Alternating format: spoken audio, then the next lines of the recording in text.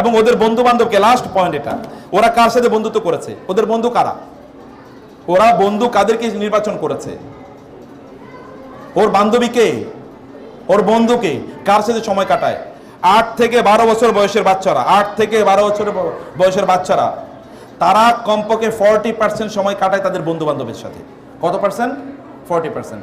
এরপরে তো বাকিটা 12 বছরের পর থেকে পার্সেন্টেজ আরো বাড়তে থাকে। আপনারা দেখবেন আপনাদের বাচ্চারা ছোটবেলা যখন ছিল তখন আপনার কাছে এসে ঘেঁষাঘেঁষি করতো, মায়েদেরকে বলছি, বাবাদেরকে বলছি, ছোটবেলা যখন তখন ঘেঁষাঘেঁষি করতো। ওর বয়স এখন 12-13, এখন আর আপনার কাছে আসে না।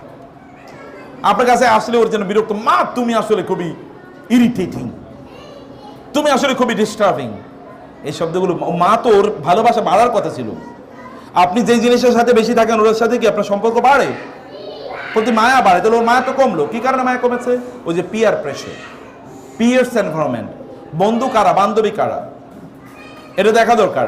ভালো বন্ধু বান্ধবী নির্বাচন। আমাদেরকে গতকাল একজন বলল যে আমার মেয়ে, আমার তো ভালো মেয়ের কথাই তিনি বলেছেন, আরেকজন গার্ডিয়ান, যে তিনি আমার তো ওর বান্ধবীর মাধ্যমে তো খারাপ হয়ে যাচ্ছে, স্যার করণীয় কি, বা ও খারাপ হয়ে যাচ্ছে। আমি বললাম তার বান্ধবীরা কেমন? বলে বান্ধবীরা খুবই খারাপ স্যার, ওরা নামাজ টামাজ পড়ে না। তারপরে তাড়াতাড়ি ওইখান থেকে উইথড্র করেন। তাহলে করতে হবে কি, আপনি ওর ক্লাসে কারা ভালো মেয়ে আছে এদেরকে আপনি খুঁজে বের করুন, ওদেরকে বাসাটাকে নিয়ে আসুন এবং বলে দেন এখন থেকে তোমরা বান্ধবী, এখন থেকে তোমরা বান্ধবী। ও তার বন্ধুদেরকে, বান্ধবীদেরকে দাওয়াত দিচ্ছে, আর আপনি অনেক আপ্লুত, আমার মেয়ের বান্ধবীরা আইছে, এবার আপনি খাবার ফুড অর্ডার দাও রে, ওই যে কেউ পাঠাও রে বলো, আবার ওই যে ফুড পান্ডারে বলো, অমকেরে বলো, কাচ্চি বাইরে বলো, আপনি ডাইনি, ডিজনি ডাইন অথবা সুলতান ডাইন, এগুলো আপনি অস্থির হয়ে গেছেন খাওয়ানোর জন্য। কিন্তু কাকে নিয়ে এসছে?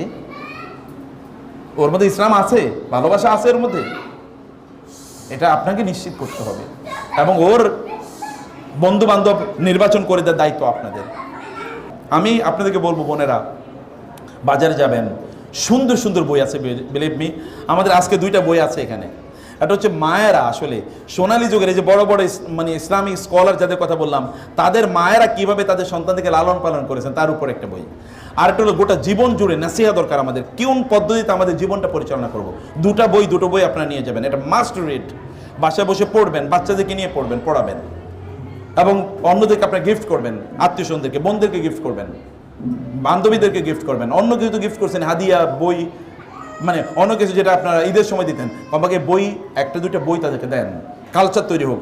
আমি আমার জীবনে দেখেছি বাংলাদেশের একজন বড় ইসলামী ব্যাংকের প্রতিষ্ঠাতা সহ ইসলামিক ইউনিভার্সিটিগুলোর প্রতিষ্ঠাতার মধ্যে একজন, এত বড় স্কলার বাংলাদেশে খুব কম এসছে।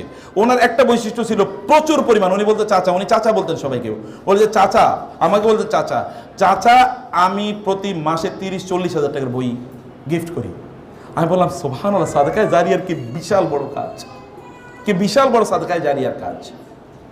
বান্ধবীদেরকে বই গিফট করেন, তাদেরকে বলেন কিভাবে তারা ভালো মানুষ হবে, বা তারা ভালো মানুষ কিভাবে বানাবে।